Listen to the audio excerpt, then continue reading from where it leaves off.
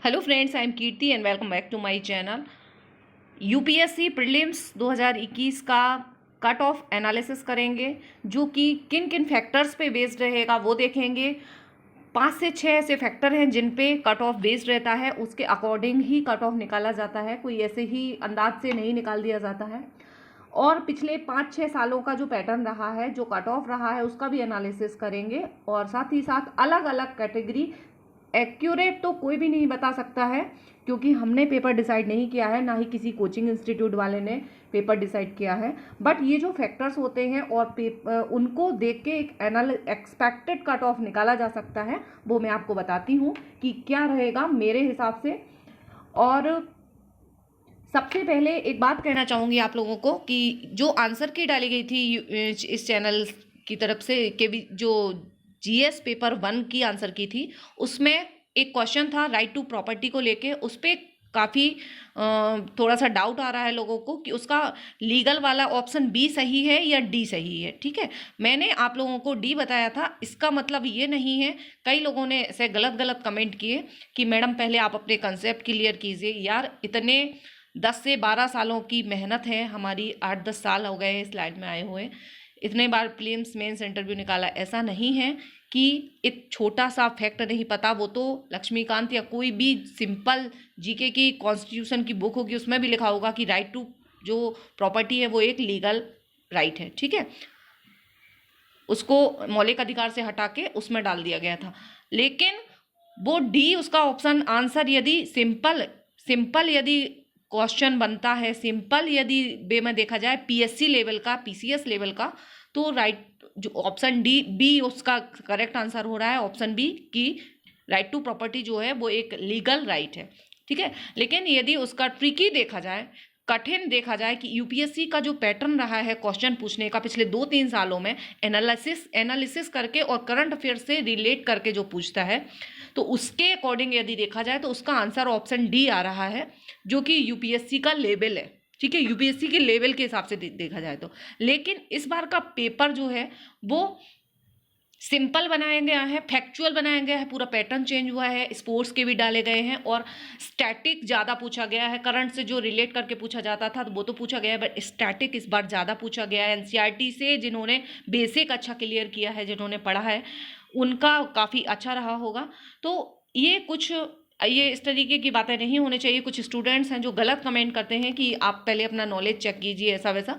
तो ठीक है, हम अपना नॉलेज चेक कर लेंगे, लेकिन इसके लिए मैं आप लोगों को क्लियर करना चाहती थी कि उसका बी या डी दोनों ही हो सकते हैं। ये ऑफिशियल आंसर की के बाद पता चलेगा।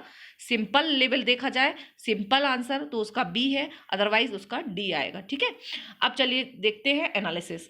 ये जो कट ऑफ है वो एनालिसिस 5 से 6 चीज़ों के ऊपर डिपेंड करता है। कट ऑफ जो निकाला जाता है कि कितना आएगा, कि एक तो नंबर ऑफ स्टूडेंट कितने हैं, कितने लोग अपीयर हुए हैं, नंबर ऑफ वैकेंसी क्या रही हैं, number of student, number of vacancy and number of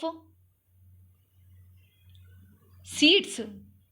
ठीक है, आईएएस, आईपीएस और इन लोगों के लिए अलग अलग क्या सीट्स रखी जाएंगी, एंड अदर फैक्टर्स होते हैं। और स्टूडेंट्स की परफॉर्मेंस डिपेंड करती है कि स्टूडेंट्स ने किस तरीके का एग्जाम पेपर में परफॉर्म किया है, कितने लोग एब्सेंट रहे हैं, उसके ऊपर भी रहेगा। क्योंकि स्टूडेंट्स जो फॉर्म भरते हैं वो काफ़ी संख्या रहती है, लेकिन जब पेपर देते हैं, और इस बार कुछ काफ़ी लोगों ने नहीं दिया है बिकॉज निगेटिविटी आ गई थी पेपर के पहले कि हिंदी जो रिजल्ट आया था फाइनल पिछले साल का, कि हिंदी मीडियम वालों के साथ विश्वासघात हो रहा है, हिंदी मीडियम वालों का नहीं। तो हिंदी मीडियम वाले जो है थोड़े से डिप्रेशन में चले गए थे।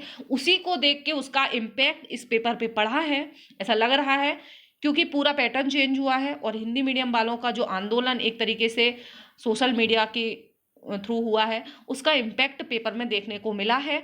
और इसी की वजह से ये पेपर जो है इस बार फैक्चुअल बनाया गया है, ताकि हिंदी मीडियम स्टूडेंट्स जो हैं वो अच्छे से कर सकें, उनको बुकिश जो है आंसर मिल सकें। इस बार के सारे लगभग क्वेश्चन जो हैं वो पेपर या आर्टिकल्स में एग्जैक्ट मिल गए हैं, कुछ क्वेश्चंस को छोड़ दें तो ये सब चीज़ें डिपेंड करती हैं कि जो कट ऑफ है वो कितना रहेगा।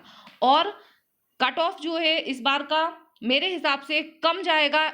और हिंदी मीडियम वालों के लिए काफ़ी जो नेगेटिव हो रहे थे, नेगेटिव होने की ज़रूरत नहीं है, पॉजिटिव रहिए, आपका होगा। और यदि आप लोगों ने 88 सही कर दिए हैं, 88 जनरल वालों ने यदि 88 सही कर दिए हैं तो आप बिल्कुल टाइम वेस्ट मत कीजिए और अपना मेंस का प्रिपेयर कीजिए, अदरवाइज ये मौका आपसे निकल जाएगा। ठीक है, 88 यदि आपके मार्क्स आ रहे हैं तो, क्वेश्चन नहीं है ये, मार्क्स यदि आपके 88 आ रहे हैं तो, और 88 क्या, मैं तो बोल रही हूँ 86 भी यदि आपने कवर कर लिया है, 86 तो भी आप 100% सिलेक्ट, ये सोच के चलिए कि आपको 100% होना है और आंसर राइटिंग करना ही करना है, टाइम नहीं निकालना है। ये जो रिजल्ट आने का टाइम रहता है, ये जो अभी गंवा देगा ना, वही मेंस में पछताएगा। ठीक है, और मेंस वो निकाल ले जाएगा जो अभी अच्छी तैयारी करेगा, ये जो रिजल्ट आने के पहले की ये जो टाइम होता है। ठीक है, क्योंकि ये एक्स्ट्रा बेनिफिट जो रहता है वही हमारे एक्स्ट्रा मार्क्स मेंस में बढ़ा देता है। 80 to 90 तो कंफर्म है, होगा ही, लेकिन पिछली बार चूंकि पिछले बार का कट ऑफ देखा जाए तो 92 गया है जनरल का। पिछले बार का, अभी 2021 का जो गया है वो गया है 92.51। ठीक है, 2019 वाले का, लास्ट ईयर का 92.51 गया है।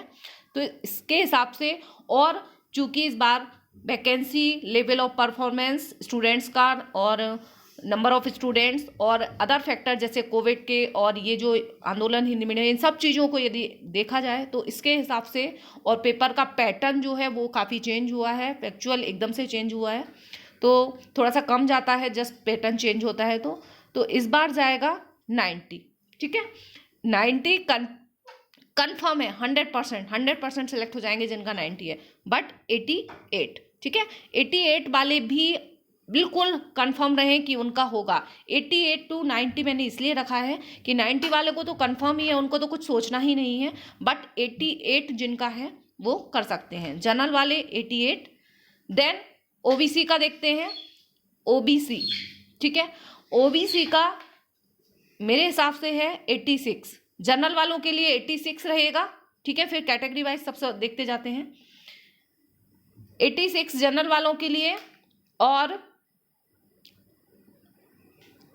ईडब्ल्यूएस का देखते हैं, ईडब्ल्यूएस वालों के लिए 76 कंफर्म है। यदि 76 आप क्लियर कर रहे हैं, मार्क्स आ रहे हैं आपके, जो आंसर शीट निकाली गई हैं, मेरी आंसर शीट देख लीजिए या अदर कोई भी कोचिंग इंस्टीट्यूट की है, आपको 1 या 2 क्वेश्चंस में ही डिफरेंस देखने को मिलेगा। 76 यदि ईडब्ल्यूएस वाले क्लियर कर रहे हैं 76 तो वो कंफर्म है, मेंस की तैयारी करिए।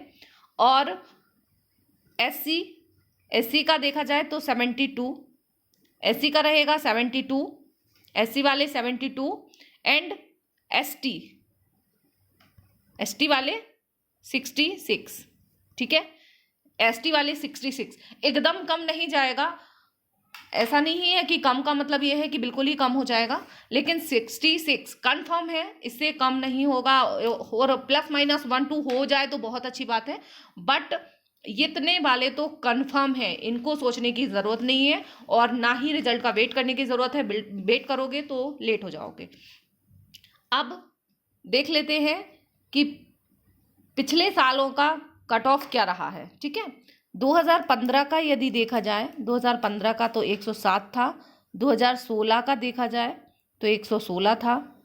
ठीक है, और 2017 में था 105, 2018 में 98, 2019 में भी 98 हुआ, और 2020 वाला जो पेपर हुआ 2020 में 92। तो पिछले साल का 92 कट ऑफ था, और इस बार का कट ऑफ है 88 है, कंफर्म रख लीजिए। जनरल वाले 88, ओबीसी वाले 86, ईडब्ल्यूएस वाले 76, एससी वाले 72, और एसटी वाले 66। ये आप लोगों का कंफर्म है। इतने वाले तो कंफर्म मेंस में बैठ रहे हैं। आप लोग बहुत अच्छे से तैयारी कीजिए। Best of luck, all the best. और हिंदी मीडियम वाले बिल्कुल भी निगेटिव मत होइए। हिंदी मीडियम वालों को बहुत अच्छा मौका है इस बार, क्योंकि मेंस में भी चेंज होगा, मेंस में भी कट ऑफ कम जाएगा इस बार, और पेपर भी सिंपल आएगा, फैक्चुअल आएगा। आपको जो आपकी जो सीट है, आपने यदि अच्छे से तैयारी की है, यदि कई लोग ऐसे होंगे जिन्होंने अभी मेंस की बिल्कुल भी तैयारी नहीं की है होगी, वो भी क्वालिफाई कर सकते हैं।